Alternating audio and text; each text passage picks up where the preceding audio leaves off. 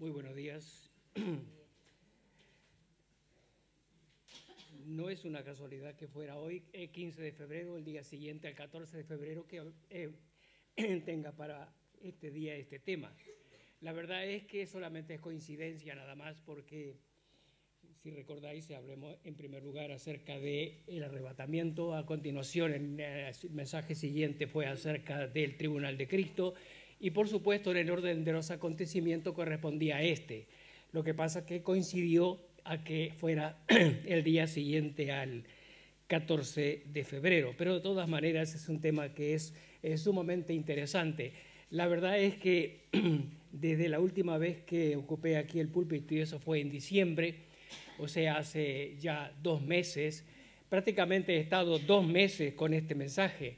Ahora, de todas formas, es un tema que, como digo, es muy interesante y a la vez es muy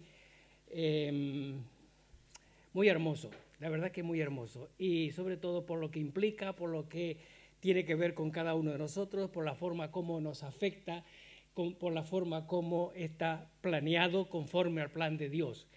Y a medida que iba preparando este mensaje y hurgando por aquí, por allá, mirando notas, comentarios y cosas así, me daba cuenta de la forma increíble en que la costumbre en cuanto a las bodas judías se adapta perfectamente a lo que dice la Escritura. Y eso es precisamente lo que vamos a mirar en algunos momentos.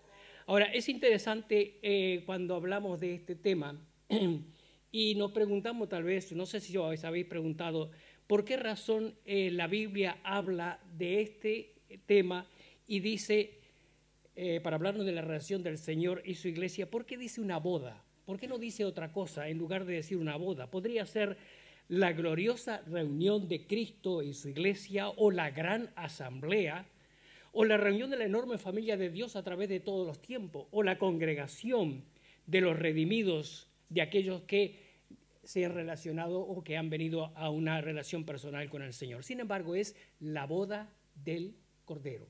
Y digo en singular porque precisamente esa es la manera correcta de encarar el tema. No es las bodas, sino es la boda del Cordero. Ahora, ¿por qué la boda del Cordero y no la boda de Jesús y su iglesia, por ejemplo? O la boda del Rey de Reyes y su iglesia. O la boda del Salvador y su iglesia, o la boda del Señor y su iglesia. Podría ser, ¿verdad? Perfectamente. Sin embargo, es la boda del Cordero y su iglesia. Es interesante el lugar que ocupan los corderos dentro de lo que es la revelación bíblica, dentro de lo que nosotros encontramos en la Biblia. Desde el mismo principio, desde allá en el Edén, cuando Dios hizo delantales de pieles, imaginamos que era con la piel de corderos, para cubrir la desnudez, para cubrir el pecado de Adán y Eva. Desde ese momento en adelante, nosotros tenemos el cordero siempre ocupando un lugar de suma importancia dentro de lo que es la revelación bíblica. Inmediatamente después, Abel ofrece un cordero en sacrificio de adoración a Dios. Los patriarcas continuamente estaban ofreciendo corderos. Cuando se estableció la ley de acuerdo a lo que Dios reveló para el pueblo de Israel en cuanto a la forma como debían buscarle, los corderos ocupaban un lugar de suma importancia dentro de la forma en que Israel debía adorarle. Y por así decirlo, tenemos en todo el Antiguo Testamento un río de sangre de corderos, de sangre derramada en muchas y mil maneras. Hasta que un día un hombre levanta su dedo y señala a alguien que venía y dice: «He aquí el Cordero de Dios». Interesante, ¿verdad? Tremendamente interesante, y sobre todo cuando sabemos que aquel que estaba señalando al Cordero de Dios estaba pensando también en lo que decía el profeta Isaías: como cordero fue llevado al matadero, y delante de sus trasquiladores enmudeció y no abrió su boca. De ahí que cuando decimos la boda del Cordero, estamos hablando de un título que quiere enfatizar el carácter eterno del Cordero y su relación, o mejor dicho, del precio que tuvo que pagar por su iglesia, la cual somos todos nosotros. Ahora vamos a mirar algunos aspectos, o mejor dicho, vamos a mirar precisamente por qué razón y en la forma más más íntima, por así decirlo, en lo que tiene que ver con una boda y la relación con Cristo y su iglesia. Una boda es lo que mejor habla acerca de esa relación, puesto que es una relación de unión, de amor, de entrega, de relación personal, de compañerismo, de comunicación y de respeto. Ahora vamos a ver lo que es la boda dentro del judaísmo. Vamos a mirar algunas fotos que no tienen relación directa con lo que vamos a decir, pero sí que van a ilustrar algunos aspectos. En el Antiguo Testamento, sobre todo, y en lo que tiene que ver con el judaísmo, hay dos aspectos importantes. Son dos etapas en lo que tiene que ver con la relación. Una se llama compromiso o kiddushim y la otra es la boda en sí. En el Oriente eran los padres del joven, del hombre, el que elegía la que sería la esposa. Es interesante cuando pensamos en este aspecto, puesto que iba a introducirse dentro de la familia una persona, una tercera persona, otra persona completamente ajena a la familia. Y la familia del novio tenía especial cuidado de escoger aquella que iba a formar parte de esa familia. Es interesante, puesto que sí nos evitaríamos muchos problemas entre suegra y yernos y familia y toda esa clase de cosas, ¿verdad que sí?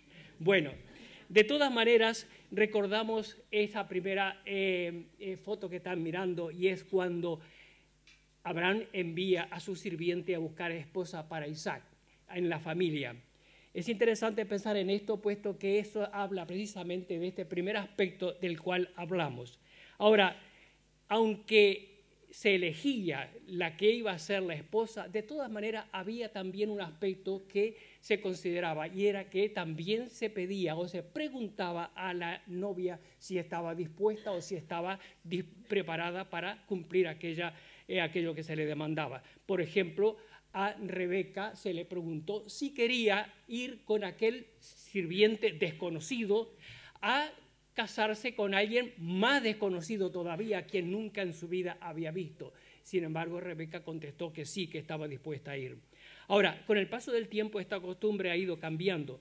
De todas maneras, debemos tener en cuenta algo muy importante, que inmediatamente después y casi acompañando este primer hecho, había que tener en cuenta lo que era la dote matrimonial. O sea, que aquel joven que estaba pensando en casarse debía pensar si tenía los medios adecuados para ofrecer a la que sería su esposa.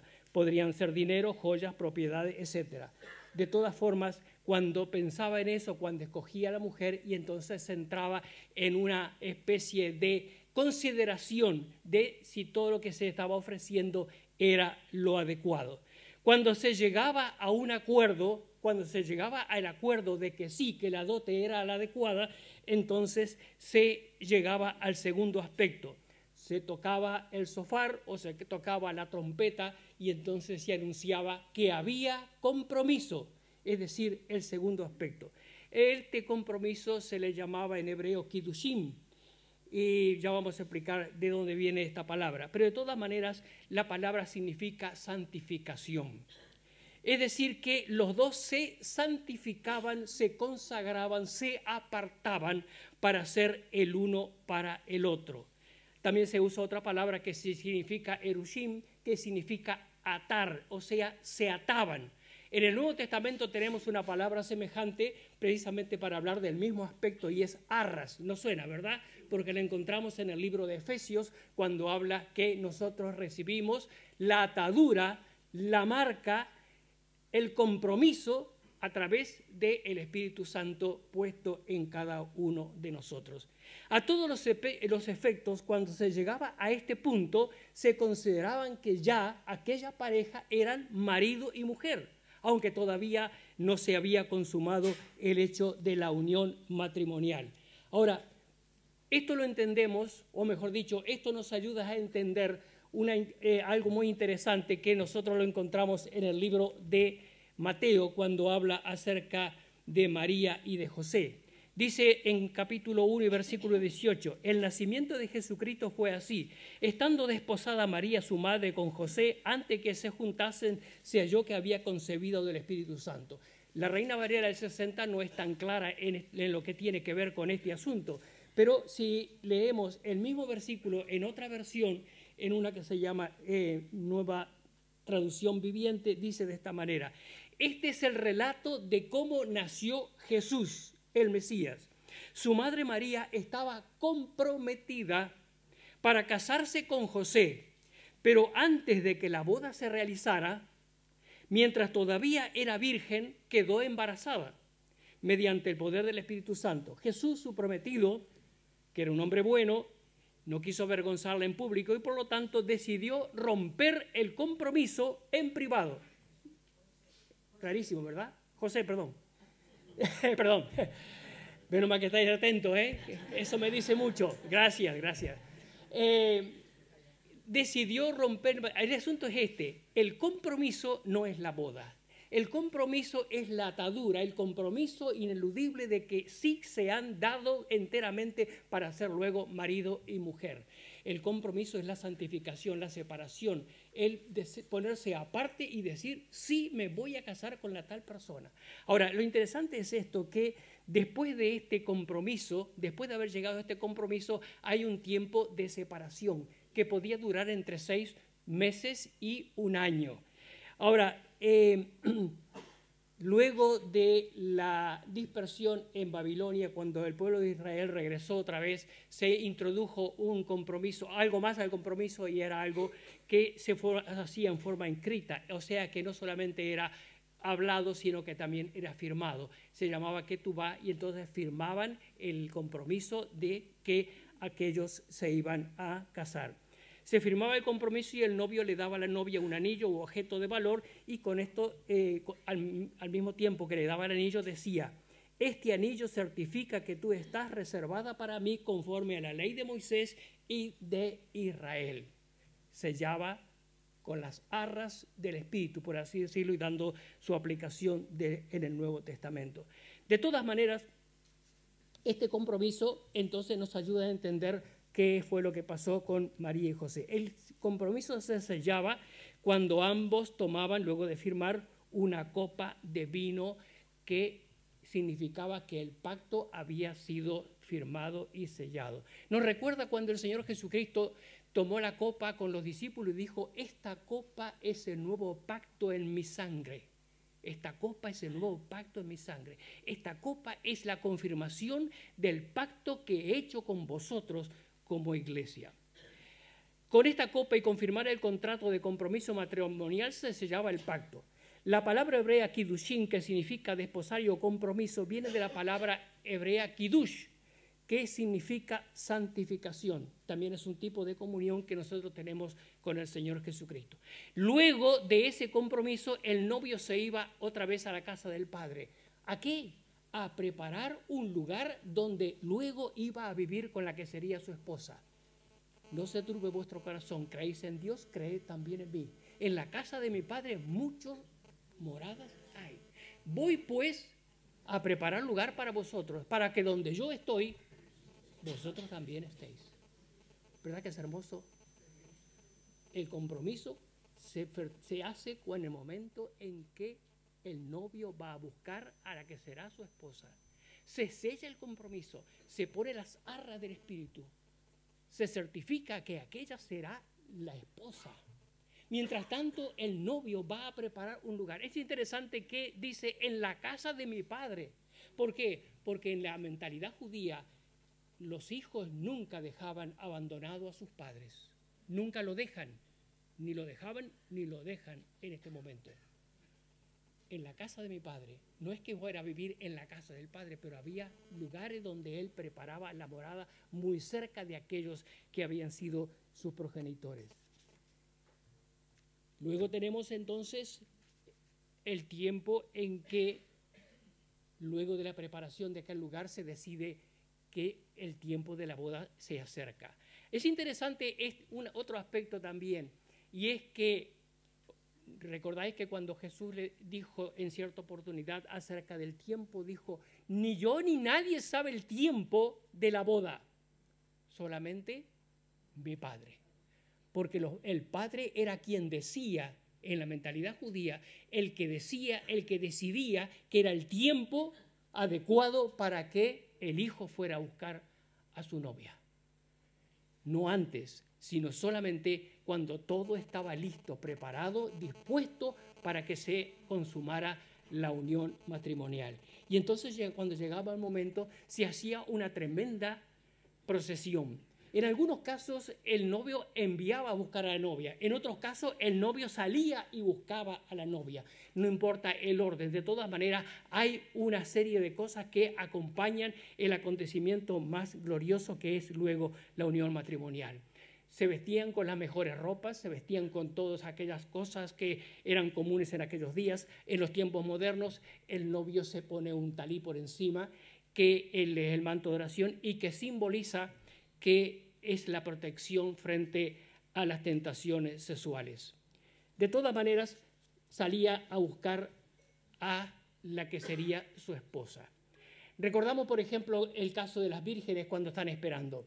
Normalmente se celebraba todo durante la noche, o sea que en aquellos días no había la iluminación que tenemos hoy, entonces era imprescindible, era fundamental llevar las lámparas. Las personas que acompañaban al novio iban con él, otros podían unirse al cortejo, pero solamente se permitía que se unieran aquellos que llevaban lámparas encendidas. Por eso aquellas vírgenes que no tenían aceite quedaron fuera, completamente afuera, y no se les permitieron entrar porque no llevaban la luz. Lámpara es a mis pies tu palabra y lumbrera mi camino. Realmente es importante que tengamos la iluminación que el Señor ha establecido. Cuando entonces llegaba ese momento importantísimo, la novia venía juntamente con el novio para que se realizara la parte más importante, que era la unión. Los convidados se les permitía unirse a la ceremonia y juntos acompañaban a todos aquellos que entrarían en el gozo y la parte más importante. Ahora, de acuerdo a la costumbre judía, se ponían debajo de una jupá, se le llama, pero es una especie de tienda. La parte de arriba simboliza la protección que el novio ha preparado o que va a brindar a aquella que será su esposa. El hecho de que sea abierto habla de que el hogar debe ser abierto, hospitalario, abierto a todos, y eso es lo que simboliza ese sitio. Ahora, la novia al costado del que será su esposo escucha las 7 bendiciones, Sheva Berajot, que se da en ese momento por aquel que oficia la ceremonia, y luego beben la segunda copa de vino. Es interesante cuando pensamos en lo que dijo el Señor Jesucristo: no beberé más del fruto de la vid hasta que lo beba contigo, ¿verdad? Es hermoso cuando pensamos que Él bebió la primera copa cuando estaba con los suyos, pero dijo: no voy a beber más de la copa hasta aquel día en que se realicen las bodas, la boda del Cordero, hasta aquel día. Y ahora en ese momento, cuando se realiza la ceremonia, es cuando se bebe la segunda copa. Luego, del año 70, se introdujo una costumbre que era de que se pusiera una copa en el suelo y el novio la rompía con su pie. Eso simboliza de que, a pesar de la alegría del momento del momento de la boda, aún así recuerdan con tristeza lo que sucedió con la destrucción del templo. Una vez que se rompe la copa, todos gritan: Mazel Tov, felicitaciones. Es el momento fundamental en lo que tiene que ver con la fiesta. Y luego entran los novios a la cámara nupcial, donde se lleva a cabo, o sea, donde se entra en intimidad. Mientras tanto, los invitados esperan afuera hasta que luego salen los novios y comienza la fiesta. Una fiesta que duraba 7 días. Vaya fiesta, ¿no? 7 días. Es interesante cuando pensamos que mientras en el cielo, en la eternidad, se estarán realizando la fiesta de la boda del Cordero, 7 años aquí en la tierra, la gente que no ha querido creer en Cristo como el Salvador, que no han sido invitados a la boda del Cordero, estarán sufriendo aquellos días de tremenda tribulación. Ahora vamos a ver qué es lo que tiene que ver con la aplicación bíblica de todo esto que decimos y que tiene que ver con la boda del Cordero. En primer lugar, nosotros tenemos lo que era la elección. Esa es la primera parte en cuanto a la comparación que vamos a ir haciendo en cuanto a la costumbre judía y lo que tiene que ver con lo que dice la Biblia. La primera cosa es la elección. La boda del Cordero con su iglesia, la elección del pretendiente de aquella que será la esposa. El novio siempre es el que toma la iniciativa. Es interesante cuando pensamos en lo que dice la Biblia. Dios es un Dios que busca. Desde el mismo principio, cuando Adán y Eva desobedecieron y cometieron pecado, la Biblia dice que inmediatamente Dios salió al jardín y dijo, ¿dónde estás?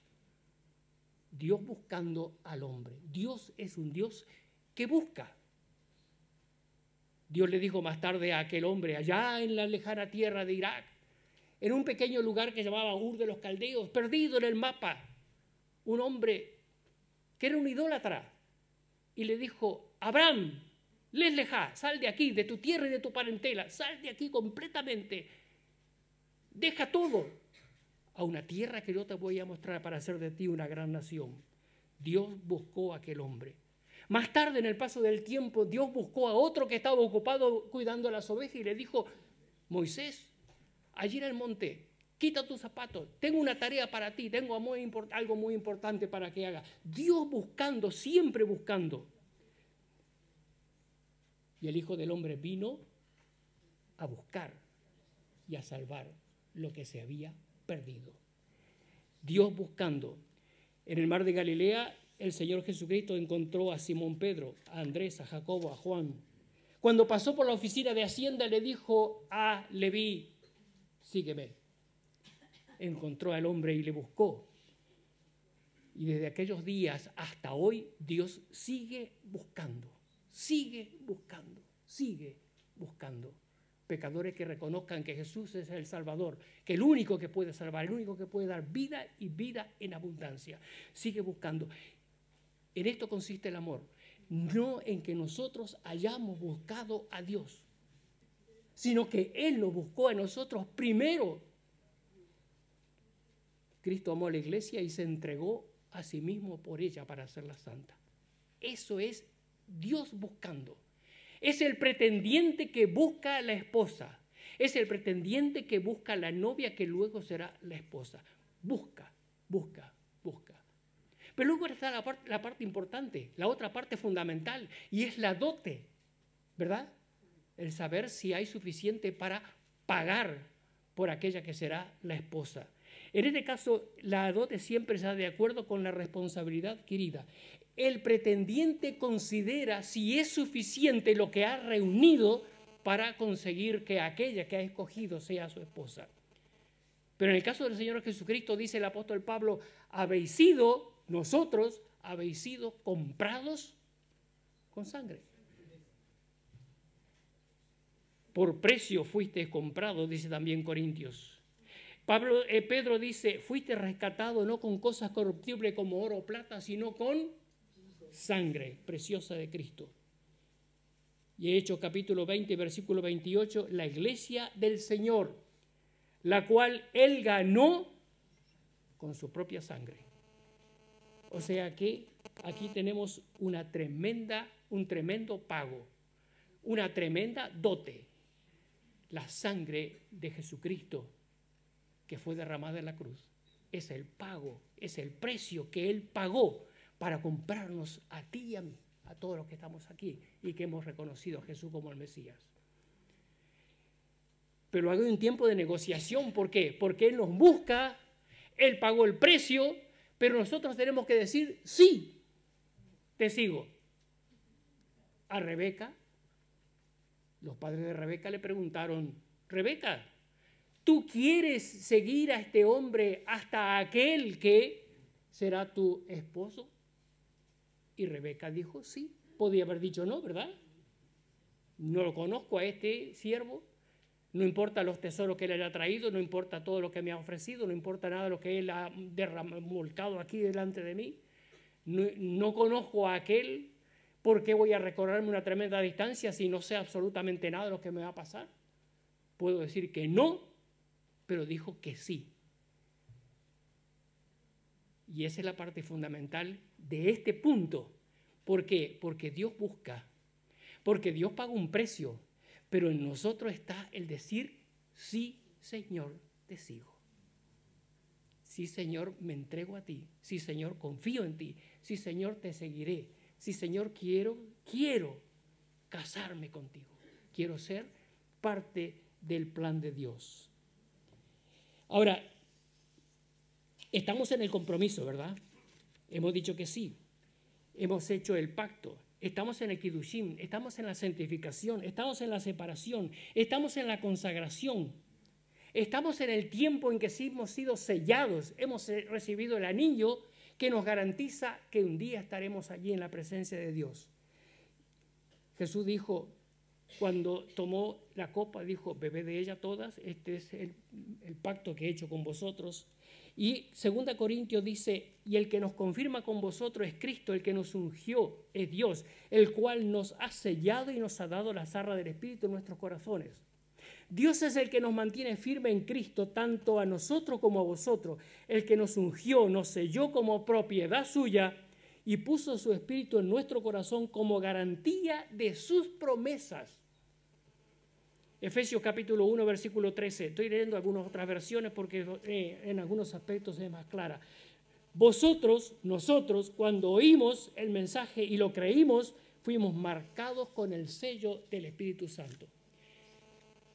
Y en este momento es cuando el novio promete a la novia que está preparando un lugar. Sabemos que el Señor está preparando un lugar. En la versión hebrea de este versículo dice, en la casa de mi padre hay muchos lugares donde vivir. Si no fuera así, yo os lo hubiera dicho. Voy pues a preparar el lugar donde estaréis para siempre conmigo y luego regresaré y os llevaré conmigo. En aquellos días, en algunos casos, dentro de la mentalidad judía, no se enviaban invitaciones a aquellos que iban a participar de la boda. Si alguien preguntaba, ¿y cuándo será la boda? Y él decía, nadie lo sabe excepto mi Padre. Pero el día y la hora nadie lo sabe, ni los ángeles, sino solamente mi Padre.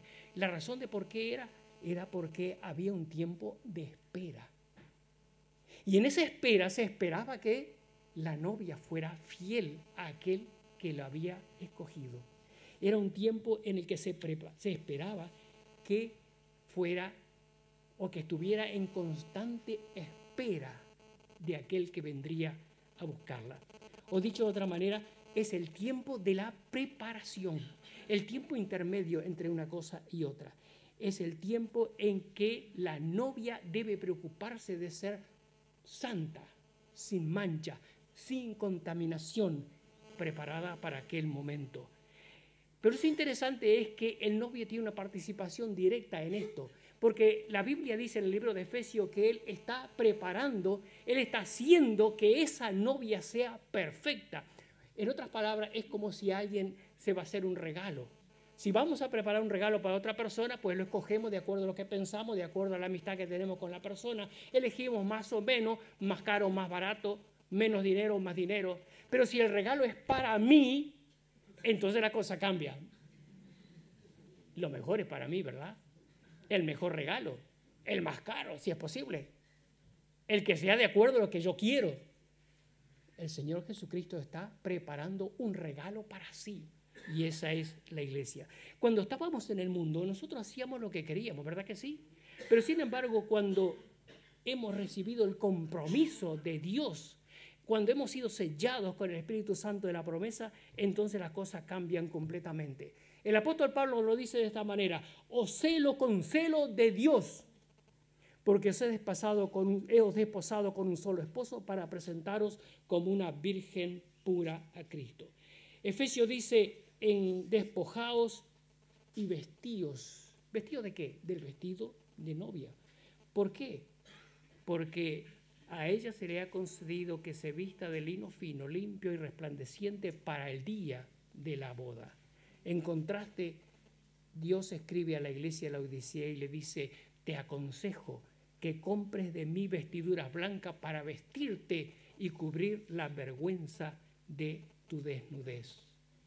Y luego viene la boda. El novio sale en busca de la novia. En tiempos antiguos se anunciaba con un sonido de trompeta, la segunda trompeta. Es interesante cuando dice el apóstol Pablo, y a la final trompeta nos reuniremos con el Señor.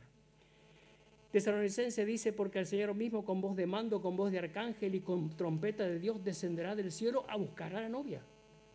y las 10 vírgenes estarán allí, las que estén preparadas. Velad porque no sabéis a qué día ni a qué hora vendrá el Hijo del Hombre. Y entonces tenemos luego en la consumación de lo que es la unión. Los novios entran en la cámara nupcial solos, en la intimidad de ese lugar se lleva a cabo la unión física, el matrimonio es consumado. De igual manera, Cristo y la Iglesia experimentarán la unión espiritual de su llegada en el cielo y consumarán su relación para siempre jamás. Es el cumplimiento del plan de Dios, es la culminación de la historia humana en la que destaca unión con Cristo, consumación plena, protección, suple nuestra necesidad, relación por toda la eternidad. Efesios 5 nos habla acerca de esta comparación. Este es un gran misterio, dice el apóstol Pablo, pero yo hablo de Cristo y su iglesia. Luego sale el novio y anuncia que la unión se ha consumado. En resumen, podemos decir que todo este tiempo es un tiempo de amor. Cristo amó a la iglesia. Es un tiempo de gozo. Gocémonos y alegrémonos y démosle gloria. Es un tiempo de unidad. Llegarán a ser un solo cuerpo. Es un tiempo de entrega. Dejará, se unirá. Es un tiempo de intimidad. Los dos llegarán a ser un solo cuerpo. Cristo traerá a su esposa en el tiempo de su venida. Hay una asombrosa similitud entre una boda judía y la boda del Cordero y su esposa, el cual tendrá su pleno cumplimiento en el final de los tiempos. Yo no sé si al final recordaréis todos los detalles. No sé si dentro de una semana recordaréis algo de lo que hemos hablado esta mañana, o dentro de un mes, no lo sé. Puede que sí, puede que no. De todas maneras, hay algo que sí que debemos tener en cuenta y no debemos olvidar. Y eso es lo que debe llevarse, debemos llevarnos todos los que estamos aquí en este día. No nos preocupemos mucho de los detalles, pero sí preocupémonos de una cosa muy importante, y es que este es el tiempo de preparación. Tal vez no recordemos, como digo, todas las demás cosas. Recordemos esto, guardémonos esto, llevémonos esto. Este es el tiempo de preparación. Estamos en tiempo en que hemos adquirido un compromiso. Tenemos la ketubá, que es la Biblia, todo lo que Dios quiere que nosotros recordemos. Tenemos el anillo de compromiso en nuestros corazones, que es el Espíritu Santo con el cual fuimos sellados. Hemos sido separados para Él. Y hay un compromiso que no debemos olvidarnos. Ahora, esta preparación implica amor. La gran pregunta del Señor a Pedro es: no cuánto me vas a servir, no cuánto vas a sufrir, no cuánto vas a evangelizar, no cuánto vas a llevar la palabra a todo el mundo. Me dijo, ¿me amas? La gran pregunta del Señor para nosotros, para mí y para todos es: ¿me amas? Si alguno ama a Dios, es conocido por Él, dice la Biblia. Dios conoce a aquellos que le aman. 2 Corintios capítulo 6, versículo 22, el que no amare al Señor Jesucristo, al novio, y mire qué fuerte que es esto, sea maldito. Lo dice la Biblia. La segunda cosa importante que no debemos olvidar es la obediencia a la palabra. El que tiene mis mandamientos y los guarda y los obedece, ese es el que me ama. Y el que me ama, mi palabra guardará. Y el que no me ama o desobedece mis palabras, no me ama. La tercera cosa es la fidelidad. Dice Oseas, que lo tuvo que pasar bastante mal, pero es una figura de la relación de Dios. Dice: te desposaré conmigo para siempre, te desposaré conmigo en justicia, en juicio, en benignidad y misericordia, te desposaré en fidelidad y conocerás al Señor. La fidelidad es sumamente importante en lo que tiene que ver con la relación de aquellos que formaremos parte de la boda del Cordero. Apocalipsis capítulo 2, versículo 10, la segunda parte dice: sé fiel hasta la muerte y yo te daré la corona de la vida. Hasta la muerte. Recordamos a los hermanos que están sufriendo hasta la muerte. Y estamos seguros que recibirán la corona, que estarán recibiendo la corona de vida. Sé fiel hasta la muerte. En estos tiempos en los que le vivimos, la fidelidad queda muy lejos. En las relaciones de pareja, en el mundo en el que nos rodea, vemos que la fidelidad es lo que menos se ve. Pero lo que más demanda el Señor de aquellos que somos la novia de Cristo es que seamos fieles. Dedicación, entrega, consagración. Dice Romanos capítulo 2 y versículo 1, os ruego por las misericordias de Dios que presentéis vuestros cuerpos, que os consagréis, que os apartéis en sacrificio vivo, agradable a Dios, que es vuestro culto racional. Comportamiento digno. Os ruego que viváis con dignidad de acuerdo al llamamiento que el Señor os ha hecho. Esperar el momento de la venida del novio con ansiedad, con anhelo, deseando que llegue ese momento. Lucas capítulo 2 y versículo 40. Vosotros pues también estad preparados porque la hora no la sabéis. El momento no lo sabemos. Estad preparado, estad siempre. La palabra que repitió el Señor una y otra vez es velad porque no sabéis el día, el momento en que el Señor vendrá por su novia. Y las últimas palabras que nosotros encontramos en el libro de Apocalipsis debe ser el deseo de todos aquellos que esperamos entrar en la boda del Cordero. Ciertamente vengo en breve. Amén. Sí, ven, Señor Jesús. Quiero terminar leyendo con vosotros. Si nos ponemos de pie podemos leerlo. Todo aquello que tengan Biblia pueden abrirla en el último versículo que hemos leído en capítulo 19 de Apocalipsis. Versículo 7. Si queréis leer todos conmigo, dice, gocémonos y alegrémonos y démosle gloria, porque ha llegado la boda del Cordero y su esposa se ha preparado. Amén, que el Señor bendiga su palabra.